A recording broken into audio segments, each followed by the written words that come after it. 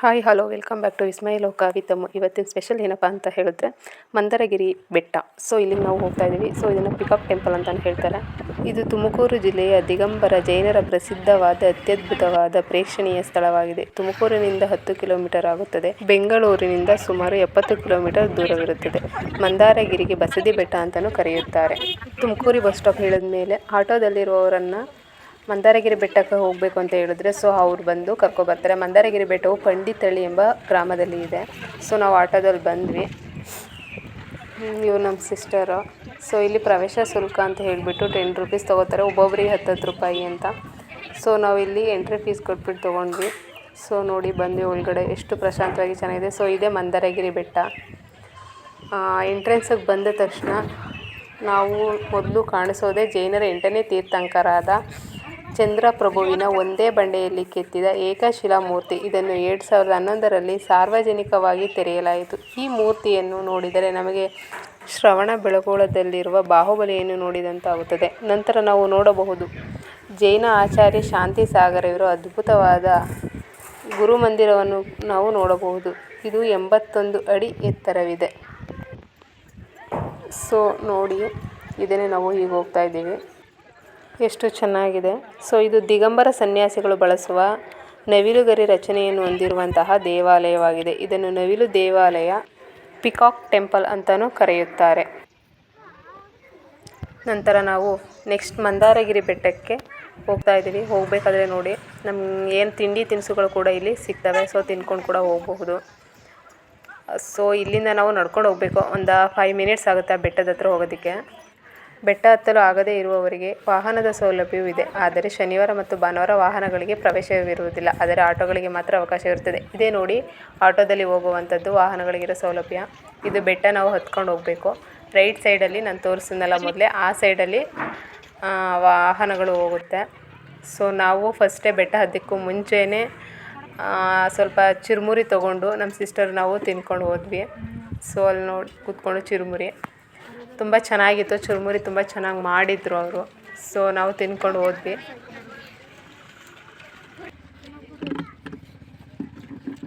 ಇವಳು ತಿನ್ನೋಕೆ ಬಿಡ್ಬೇಕಂತೆ ನೋಡ್ರಪ್ಪ. ನಂತರ ನಾವು ಚುರುಮುರಿ ತಿನ್ಕೊಂಡು ಮಂದಾರಗಿರಿ ಬೆಟ್ಟ ಹತ್ತಲು ರೆಡಿ ಆದ್ವಿ. ಸೊ ನಾವು ಮಂದಾರಗಿರಿ ಆ ಅರಳಿ ಮರದ ಹತ್ರ ಹೋಗಬೇಕು ಅಂತ ಹೇಳಿದ್ರೆ ನಾವು ಸುಮಾರು 500 ಕಲ್ಲಿನ ಮೆಟ್ಟಿಲುಗಳನ್ನು ಹತ್ಕೊಂಡು ಹೋಗಬೇಕು.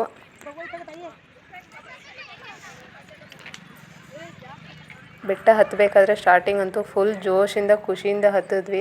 ನಂತರ ಅಂತೂ ಕೇಳಲೇಬೇಡಿ.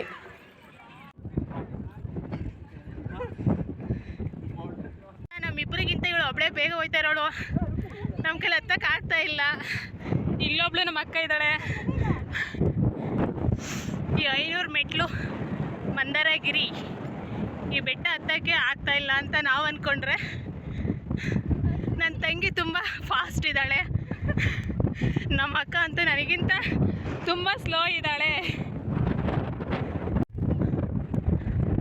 ಆಲ್ರೆಡಿ ಅರ್ಧ ಬಂದಿದ್ದೀವಿ, ಇನ್ನೂ ಅರ್ಧ ಬೆಟ್ಟ ಹತ್ತಬೇಕು.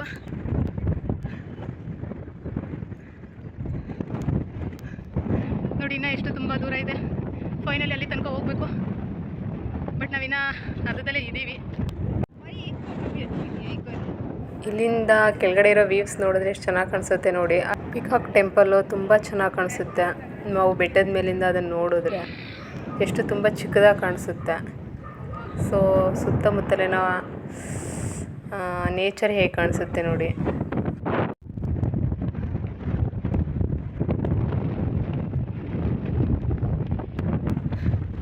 ಫೈನಲಿ ಮುಕ್ಕಾಲು ಬೆಟ್ಟ ಹತ್ತಿದ್ದೀವಿ. ಇನ್ನು ಕಾಲು ಭಾಗ ಇದೆ. ನನ್ನ ತಂಗಿ ನೋಡಿ ಆಲ್ರೆಡಿ ಅಲ್ಲಿ ಹೋಗಿದ್ದಾಳೆ. ಬಟ್ ನಾವಿನ್ನ ಇಲ್ಲೇ ಇದ್ದೀವಿ. ನಮ್ಮ ಅಕ್ಕ ಮಾತ್ರ ಇನ್ನೂ ತುಂಬ ಹಿಂದೆ ಇದ್ದಾಳೆ ನೋಡಿ. ಅವಳ ಕೈಲಿ ಬರೋಕ್ಕಾಗ್ತಿಲ್ಲ. ಫೈನಲಿ ನಾನು ಮುಕ್ಕಾಲು ಭಾಗ ಬೆಟ್ಟ ಹತ್ತಿದ್ದೀನಿ. ಬಟ್ ನಮ್ಮ ಅಕ್ಕ ಇನ್ನೂ ಹಿಂದೆನೇ ಇದ್ದಾರೆ. ಅವ್ರ ಕೈಲಿ ಆಗ್ತಾಯಿಲ್ಲ ಬೆಟ್ಟ ಹತ್ತಕ್ಕೆ.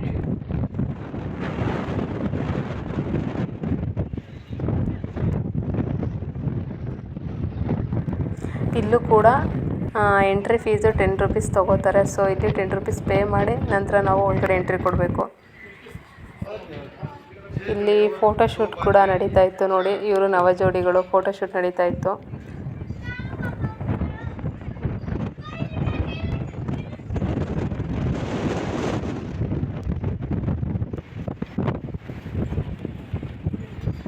ನೋಡಿ ಬೆಟ್ಟದ ಮೇಲೆ ಬಂದ್ವಿ, ಬಟ್ ತುಂಬ ಗಾಳಿ ತುಂಬ ಇದೆ.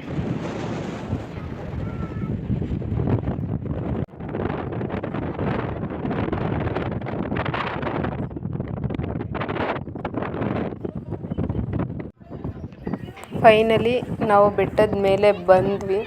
ಸೊ ಈ ದೇವಾಲಯದಲ್ಲಿ ಸುತ್ತ 4 ಮಹಾಸ್ತಂಭಗಳಿವೆ. ಅರಳಿ ಮರದ ಕೆಳಗೆ ಜೈನರ ತೀರ್ಥಂಕರು ಕುಳಿತು ತಪಸ್ಸು ಮಾಡುತ್ತಿರುವ ವಿಗ್ರಹವನ್ನು ಕೂಡ ನಾವು ನೋಡಬಹುದು.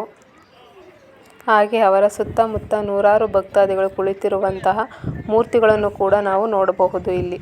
ಹಾಗೂ ಇದರ ಸುತ್ತಮುತ್ತ ಜೈನರ ತೀರ್ಥಂಕರ ವಿಗ್ರಹಗಳನ್ನು ಕೂಡ ತುಂಬ ಚೆನ್ನಾಗಿ ಕೆತ್ತನೆಯನ್ನು ಮಾಡಿದ್ದಾರೆ. ಇಲ್ಲಿ ಇರುವ ಹಲವು ರೀತಿಯ ಕಲಾಕೃತಿಗಳನ್ನು ನಾವು ನೋಡಬಹುದು. ಇಲ್ಲಿ ಏನು ಸ್ಪೆಷಲ್ ಅಪ್ಪ ಅಂತ ಹೇಳಿದ್ರೆ, ಇಲ್ಲಿ ಕಾಣುತ್ತಿರುವ ಅರಳಿ ಮರವು ನಿಜವಾದ ಅರಳಿ ಮರ ಅಲ್ಲ. ಇದು ಒಂಥರ ಗಾಜಿನ ಥರನೋ ಅಥವಾ ಕಬ್ಬಿಣ ಥರನೋ ಇದೆ, ಬಟ್ ಯಾವುದು ಅಂತ ನಮಗೆ ಕರೆಕ್ಟಾಗಿ ಗೊತ್ತಿಲ್ಲ. ಬಟ್ ನೋಡಲು ತುಂಬ ಚೆನ್ನಾಗಿದೆ. ಹಾಗೆ ಗಾಳಿಗೆ ಅದು ಅಲ್ಲಾಡುವಾಗ ಅದರ ಸೌಂಡ್ ಬಂದು ನಮ್ಮ ಕಿವಿಗೆ ಏನೋ ಒಂಥರ ತುಂಬ ಹಿತಕರವಾದಂತಹ ಸೌಂಡ್ ನಮಗೆ ಕೇಳಿಸುತ್ತೆ. ಒಂಥರ ನಾವು ಹೆಣ್ಮಕ್ಳು ಕೈಗೆ ಗಾಜಿನ ಬಳೆ ಹಾಕ್ಕೊಂಡಾಗ ಅದರ ಸೌಂಡ್ ಹೇಗೆ ಕೇಳಿಸುತ್ತೋ ಸೊ ಆ ರೀತಿ ಕೇಳಿಸುತ್ತೆ ಆ ಅರಳಿ ಮರ ಏನಾದರೂ ಗಾಳಿ ಪಡೆದು ಅಲ್ಲಾಡಿದಾಗ. ನೋಡಿ ನಿಂತ್ಕೊಂಡ್ರೆ ತುಂಬ ನಿಂತ್ಕೊಳ್ಳೋಕ್ಕೆ ಆಗಲ್ಲ, ಅಷ್ಟು ತುಂಬ ಗಾಳಿ ಬೀಸ್ತಾ ಇದೆ.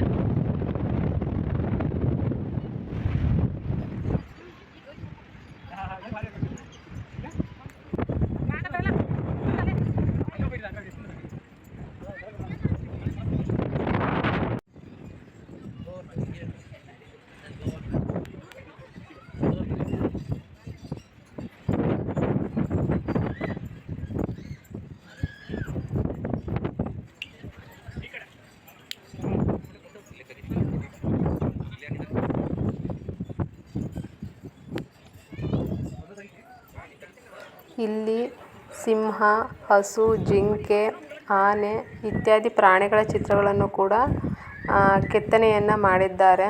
ಸೊ ತುಂಬ ಚೆನ್ನಾಗಿದೆ, ನೋಡೋದಕ್ಕೆ 2 ಕಣ್ಣು ಕೂಡ ಸಾಲದು. ಒಂಥರ ವಿಸ್ಮಯವಾಗಿದೆ.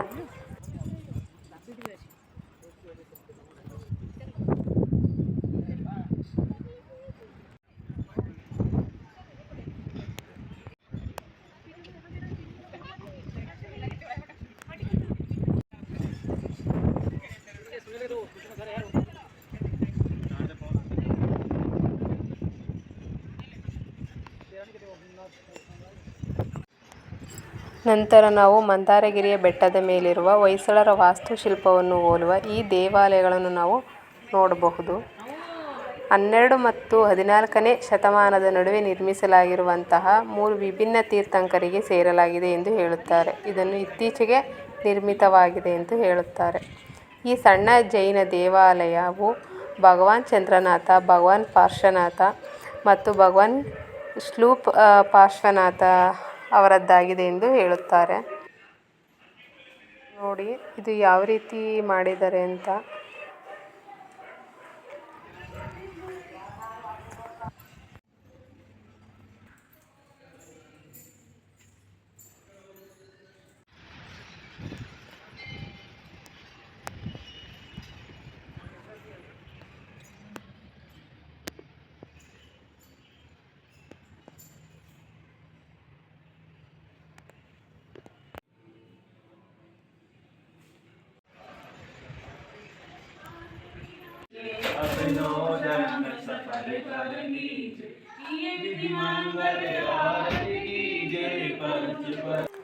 ದೇವಸ್ಥಾನದ ಮೇಲೆ ಕೆತ್ತಲಾಗಿರುವ ಕೆತ್ತನೆಗಳನ್ನು ನೋಡಿದರೆ ಹೊಯ್ಸಳರ ಕಾಲದ ವಾಸ್ತುಶಿಲ್ಪವೆಂದು ಗುರುತಿಸಬಹುದು. ಇದು ಬಂದು ಮುನಿಗಳ ಚರಣ.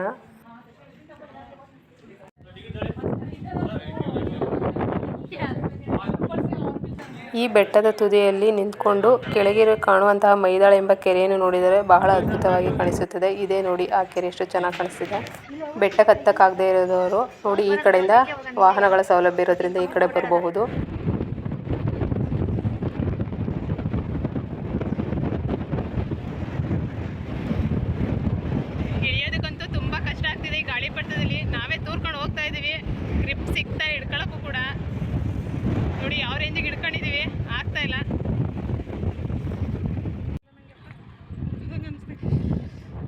ಬಾ ಫೈನಲ್ಲಿ ಇಳಿದ್ವಿ ನೋಡಿ. ಎಷ್ಟು ಬೆಟ್ಟ ಹತ್ತುವಾಗೇನೋ ಸ್ವಲ್ಪ ಕಷ್ಟ ಮಾಡತ್ತಿದ್ವಿ, ಇಳಿಬೇಕಾದ್ರೆ ಫುಲ್ ಕಷ್ಟ ಇದೆ ನೋಡಿ. ಇಲ್ಲಿ ಆಟೋಗಳೆಲ್ಲ ಸಿಗ್ತವೆ. ಸೊ ಇಲ್ಲಿಂದ ಪಂಡಿತಳ್ಳಿ ಬಸ್ ಸ್ಟಾಪ್ವರೆಗೂ ಹೋಗ್ಬೋದು. ಹಾಗೆ ಯಾರ್ಯಾರು ಹೊಸದಾಗಿ ಈ ವಿಡಿಯೋ ನೋಡ್ತಾ ಇದ್ದೀರೋ ಸೊ ಪ್ಲೀಸ್ ಸಬ್ಸ್ಕ್ರೈಬ್ ಮಾಡಿ, ಶೇರ್ ಮಾಡಿ, ಲೈಕ್ ಮಾಡಿ. ಹಾಗೆಯೇ ಈ ಮಂಡ್ಯದ ಹುಡುಗಿನ ಬೆಳೆಸಿ ಹಾರೈಸಿ. Thank you so much for watching.